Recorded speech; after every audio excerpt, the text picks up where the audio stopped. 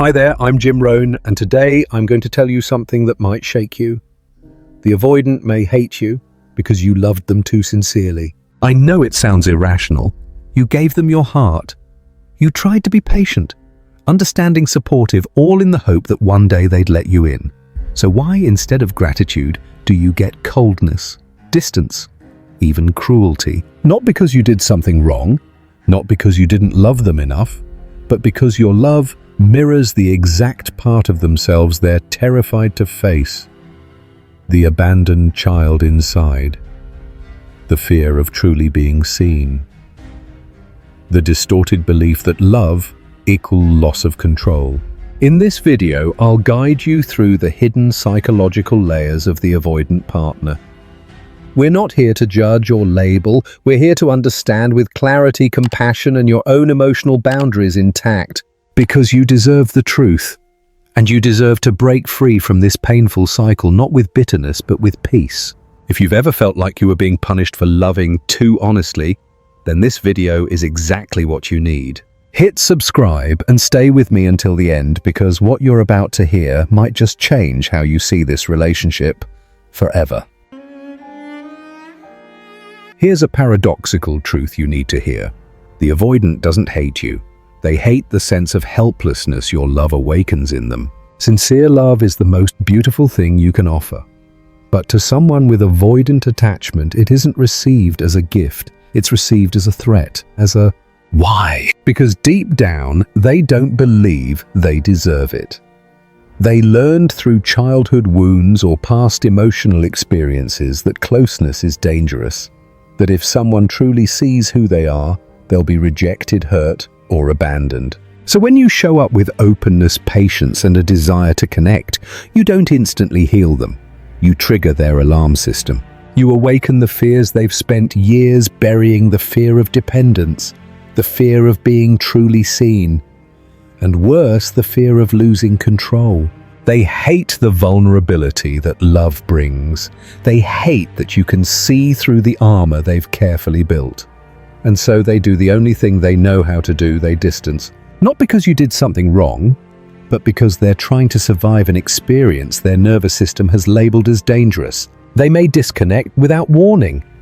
They may push your buttons so that you give up. They may even make you feel like your love is a burden, even though they were once drawn to the very care you're giving. Here's the truth you must hold on to. An avoidant often loves you most right before they destroy the connection. Because just as they begin to feel safe with you, their defense mechanisms rise up to protect them from that very safety. They think, if I let this person in too far, I'll lose myself. And in that moment, they start to resent you, not because of who you are, but because of what you represent. The kind of love they've never been allowed to believe is safe, real, or deserved. And here's something I need you to understand. Not just with your mind, but with the emotional maturity of someone who's learning to love without losing themselves. The avoidant is not the villain. They're the wounded people who were never taught how to heal. They don't hurt you on purpose, but they react to love like someone who's been emotionally starved reacts to abundance, confused, suspicious, and overwhelmed. They don't know what to do with love that doesn't come with conditions, that doesn't demand control, that doesn't originate from drama. To them, intimacy is terrifying because it reveals everything they've spent their lives trying to hide. Fear of being trapped. A sense of unworthiness. The deep belief that if someone sees the real me, they'll leave. So they pull away. They shut down. They close their heart. Not because you're too much, but because your love feels too close, too real, too vulnerable. And that activates every one of their internal alarm bells. But even as you understand this, you must also remember, having compassion for their wounds doesn't mean you have to stay and suffer. The avoidant has the right to carry their trauma, but you also have the right not to let their wounds cost you your self-respect. There will be moments when they're tender. You'll see glimpses of their light moments of raw honesty, deep emotional connection. And then, like a shadow, they'll retreat. They'll go silent. They'll grow cold. They'll disappear without explanation. Why? Because they're self-sabotaging something they don't yet believe they're allowed to have. This isn't malicious intent. but it still causes harm, especially to someone who loves deeply and consistently. You can't heal someone who's still fighting the very love they long for. You can't save someone who believes closeness is dangerous unless kept at a distance. So what can you do? You can understand without trying to fix. You can care while walking away when the pain outweighs the connection. You can look at them with compassion while also telling yourself the truth. I'm loving them, but I'm hurting too. And that's when you know it's time to pause, maybe even let go. Not because you're not enough, but because real love should never cost you yourself. From here, we'll move into the next part, where I'll break down the common patterns. Avoidants fall into the push-pull dynamic, the mixed signals, and how their emotional ambiguity becomes a subtle form of control. This is where you begin to see the unmistakable push-pull cycle. When you love someone with an avoidant attachment style, you're not just loving a person, you're stepping into an emotional system that's been programmed to treat love as a potential threat. At first, they pull you close. They give you hope. They're tender, attentive, and there are moments of closeness that feel full of promise. But as soon as you start to offer emotional stability, as soon as the highs calm down, they start to push you away. Why? Because they need the thrill of pursuit to feel alive. They've learned through upbringing or past pain that love only has value when it's scarce, dramatic, or hard to earn. So when you stay love calmly and show up with consistency, they begin to feel suffocated. Not because you're doing anything wrong, but because you're no longer triggering the pattern they're used to: intensity, withdrawal, then chasing. The more grounded you are, the more they feel out of control. The more emotionally clear you are, the more they retreat into vagueness. The closer you get, the more they build invisible walls through silence, subtle criticism, or quiet detachment. And this leaves you confused. You start asking yourself, did I do something wrong? Why did they change so suddenly?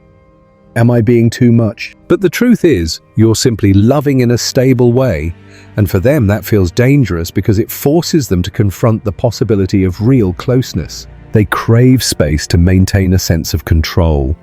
So they initiate emotional retreats just to see how you'll react. And if you panic, chase over, apologize for things you didn't even do, they feel safer because the roles are back in place, they're in control, and you're the one chasing. That's when the dynamic becomes seriously imbalanced. It's no longer two people loving each other. It's one person dictating the pace and the other constantly adjusting themselves to keep up. Their emotional ambiguity, it's not random, it's survival. It's how they stay connected without ever having to fully show up. They want to stay just close enough not to lose you, just far enough not to get hurt. But this leaves you in a constant state of uncertainty. And in that space, you begin to slowly abandon yourself, just to hold on to a connection that's always halfway in. So if you find yourself in this loop, constantly guessing their feelings, afraid to need too much, afraid to speak up, afraid to lose them, you may not be in love. You may be trapped in a trauma-bonded pattern where love has been redefined as tension, anxiety, and scarcity. When the push-pull cycle has repeated enough times, another layer quietly begins to surface, deeper, more painful, and far more personal: the distorted perception of the love you offer. In the beginning, your love feels like a miracle to the avoidant. It's as if a beam of light suddenly shines on the part of them they've long buried, the part that once believed they were unworthy of love. They may not have words for it, but deep inside, something in them softens when you show up with kindness, patience, and unwavering presence.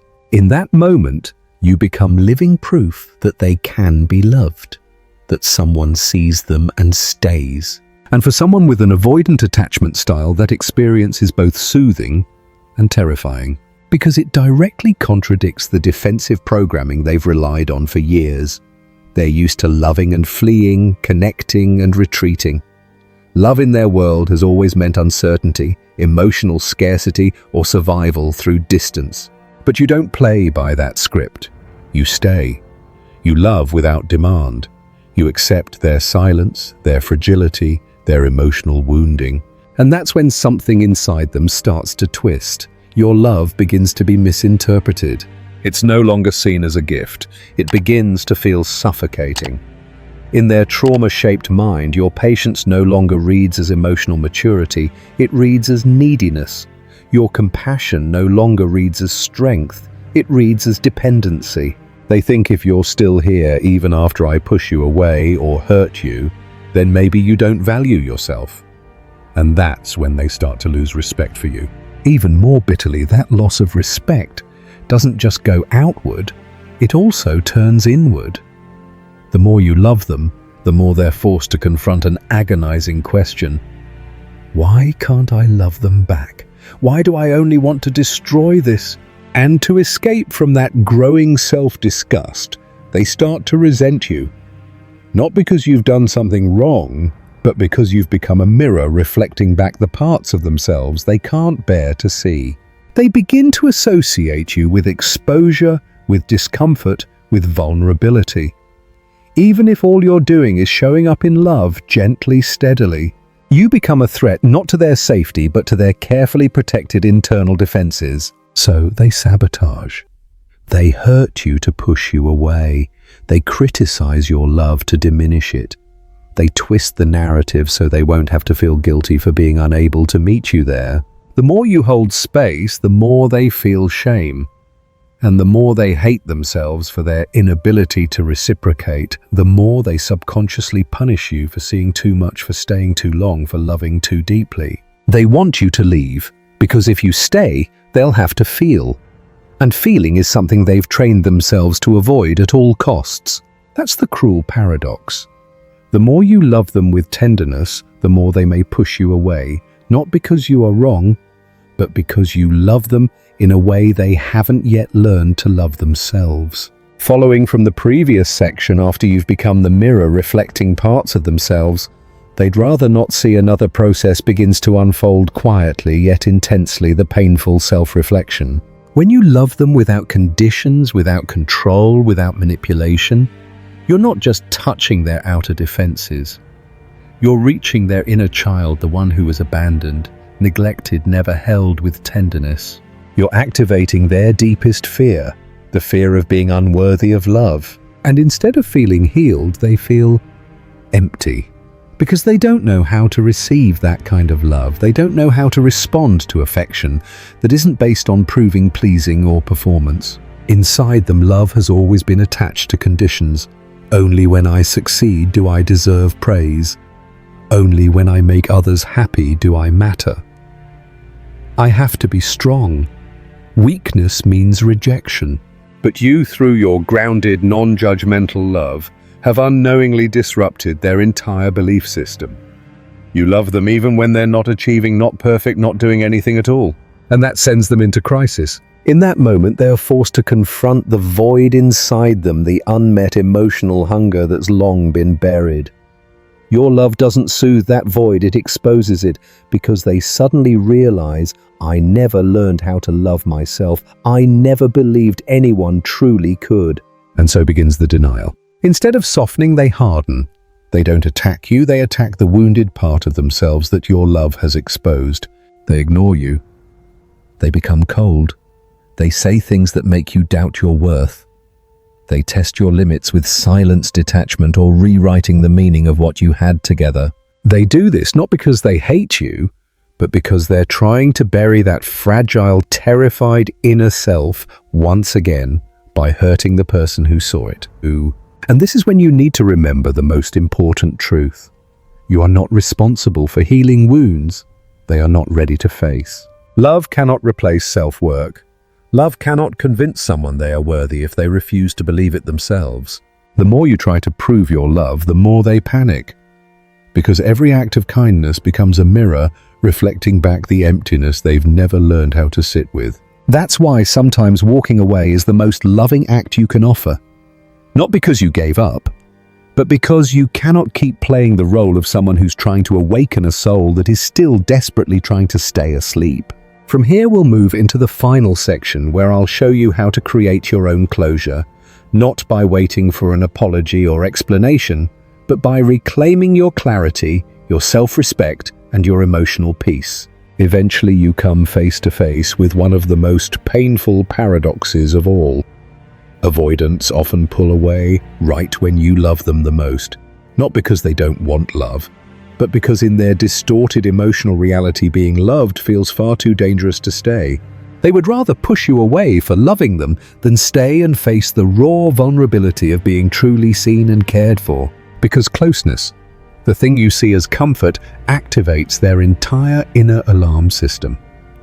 It reminds them of unspoken but powerful memories, times they opened up and were hurt, times they trusted and were abandoned, moments where vulnerability was used against them.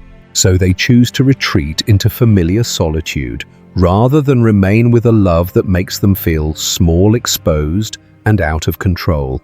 Bitter as it is in their emotional logic, distance feels safe, while connection feels like the beginning of collapse.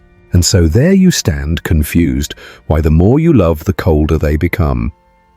The clearer you are, the more vague they grow. The stronger you stay, the more they make you question your own value. Here's the truth. Love is what they crave most, yet are least prepared to receive. To fully receive love, they would have to let down their guard, confront old pain, accept that they cannot control everything, including their own heart. And for many avoidants, that is simply too much. So they take the path they know, they leave. They sabotage the connection. They make you feel as though your love is the reason they have to run. Don't believe that lie. It's not your love that's wrong. It's not that you care too much. It's not that you need to tone it down to fit their emotional limitations. The truth is they are not yet safe within themselves to hold something healthy with someone else. And the saddest part, they may convince themselves that you're not the right person, just to avoid admitting that they're not yet ready to be a loving partner. Love cannot survive when one person shuts down the moment true emotion arises. You cannot build a home on a foundation where every time you lay a brick, the other person removes it because it's too close. Mature love isn't just about connection. It's about the courage to stay when every defense in you is screaming, "Run!" And if the other person isn't ready for that, then the longer you stay, the more you abandon yourself. From here, we step into the final part, where you learn how to let go, not because the love is gone, but because you choose self-respect over waiting for someone who's not yet ready to receive something real. And then you'll realize, love alone is not enough.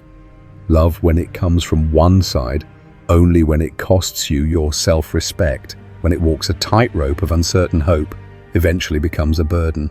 You may see the potential in them. You may feel the wounded child screaming beneath their cold exterior.